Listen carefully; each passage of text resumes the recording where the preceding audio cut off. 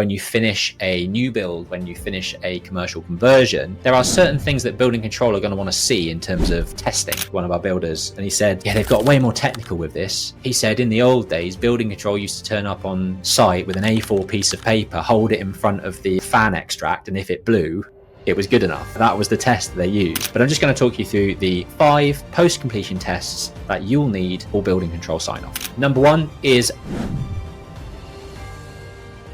good stuff that people want to know and probably way more interested in this type of thing. I go quite technical in the stuff that we talk about on these calls, and it's not for everyone, but I get a lot of comments from people saying that was really interesting. I didn't have a clue that was needed, and thank you very much. It saved me loads of money. There's certain things that if you're not into project management, if you're not into architecture design, if you're not into development and don't get involved in the nitty-gritty operations, that these things might go over your head. But there's a lot of people that do get value from this type of thing, so thank you very much. This is about post-completion testing. So when you finish a new build, when you finish a commercial conversion, when your flats are finished, there are certain things that building control are going to want to see in terms of testing. And not all of these are relevant to conversions. Like an air test isn't necessarily relevant to a conversion unless you have specifically said in your SAP assessments that you need to achieve a certain target of air permeability test, in which case you will have to do an air test and pay for it. But they're not technically needed. The SAP assessor will just take a default value. But I'm just going to talk you through the 5 post-completion tests that you'll need for building control sign-off. Number 1 is an air test, which is what I've just mentioned. The picture relevant to this is the bottom right, big red tape with a massive fan stuck on the front entrance door of a property. And effectively what they're doing is pushing air into the building, testing it for leaks, basically. How airtight is your property? Because that all feeds into the SAP assessments and the EPCs and the thermal efficiencies of your property. So that's an air test. A noise test is needed in between flats and in between houses if you've got semi-detached or terraced houses, for example. But effectively what you're doing is testing the impact and the airborne noise between those 2 flats. So if you've got a block of flats where they're stacked above each other, you're testing the floor for airborne noise, which is people shouting, banging the drums. Can you hear that noise in the flat below you? And that's what they'll test. They'll put a receiver in one of the flats and make the noise with a speaker in the other flats, and they will test the sound transfer between on an airborne basis. And then they will also use like a little rubber bangy thing. I don't know how to describe it, but basically they have a little machine that basically acts as if it was stamping on the floor and banging on the floor. And that's testing the impact noise. So those are the 2 main issues: testing for loud noises, which is airborne, and then testing people stomping and walking along the floor, which is more impact. That's done with the receiver and the stereo speaker in the 2 different entities, and then they test the difference. And there's obviously Part E building regulations that you need to abide by to comply. So if you do this late in the day, you can't really do it before you've pretty much finished, because it needs to be tested with everything sealed, everything almost finished, basically. But if you get it wrong and you fail your noise test, it can be significantly costly to change what you need to change. So let's say you fail the impact test on the floor. Well, the only thing you can really do there is potentially install a new ceiling on the floor below that's suspended from the existing ceiling, for example, add more layers of acoustic plasterboard, rip up your floor, put some sound deadening quilt down.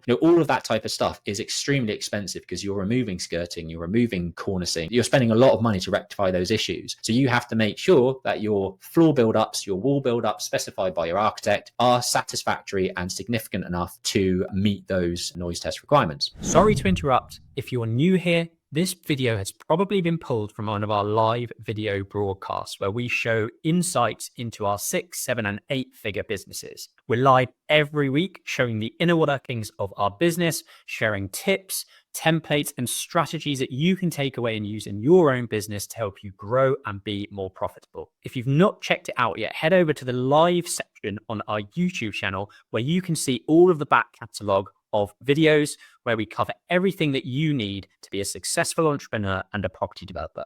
Back to the video. Third on the list is a ventilation flow test, one of our builders. And he said, yeah, they've got way more technical with this. He said in the old days, building control used to turn up on site with an A4 piece of paper, hold it in front of the fan extract, and if it blew, it was good enough. That was the test that they used. Whereas now, you can see the guy on the right hand side tape something over the extract, has a little ventilation flow test meter, and it tells you whether it meets the 30 liters per second extract rate or the 6 liter per second, whatever that extract rate is for cooker hoods, for utility extracts, WC extracts, all that type of stuff. That's the piece of kit that they use to test those flow rates. And that's the certificate that needs to be provided to building control to sign off. Number 4, I've gone into detail on SAP tests in the past. Basically, SAP tests are what calculate your EPC rating, so your thermal efficiency, your energy performance certificate. And what you will need to do once the project is complete or just before it's completed is give your SAP assessor the as-built information. So you do an as designed before the works commence, which says this is the specification of flooring and insulation in the walls, insulation in the roof. Do all of your SAP calculations. Let us know what you expect our EPC rating to be. Then obviously things change during the work. The builder might buy a different type of insulation, or you had to design something a certain way that was slightly different to what you first specified.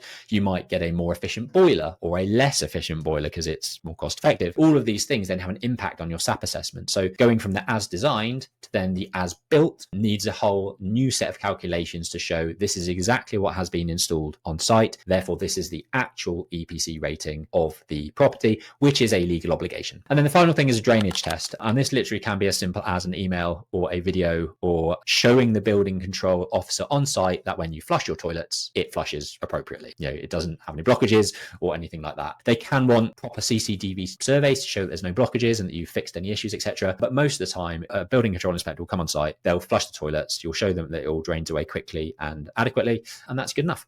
Cool. Hopefully that was useful for people. That's your 5 post-completion tests that you will need for building control sign-off. If you got value from this video, make sure you click the subscribe button down below and ring the notification bell, because we release one video at least every week, so you'll be the first to get notified. See you on the next one.